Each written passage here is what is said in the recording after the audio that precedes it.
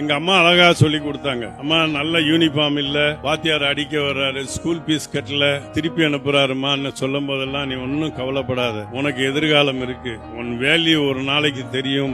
என்னம்மா வேல்யூ எப்பமா தெரியும்? உன் கையில தான் இருக்கு, அந்த வேல்யூ நீ தான் பிக்ஸ் பண்ணுவோம்னாங்க. எங்கம்மா இருக்குன்னு கேட்கும்போது இந்த கையை தூக்கி பாருன்னாங்க. உத்து உத்து பார்த்தேன், வெறுங்கை தானம்மா.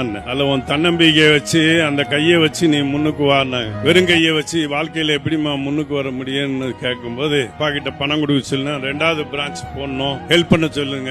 2 சிஸ்டருக்கு கல்யாணம் பண்ணோம். இப்ப தடுமாறிக்கிட்டு இருக்காரு, பணத்தை கொடுக்க முடியல. அம்மா சொன்ன அந்த தன்னம்பிக்கை கையில வச்சு அதை வச்சு எனக்கு தெரிஞ்சவட்ட பணம் வாங்கி 2வது பிரான்ச்சை போட்டு சும்மாவது எங்க அப்பா கிட்ட ஒரு பார்ட்னர் போட்டாருன்னு சொல்லி அம்மா சொன்ன அந்த தன்னம்பிக்கைங்கிறத கையை வச்சுக்கிட்டே போனோம். வெற்றி அடைஞ்சு எங்க அப்பா கிட்ட அந்த உண்மையை சொன்ன, அப்பா உங்களுக்கு தெரியாமலே இந்த தவறை பண்ணேன்னு.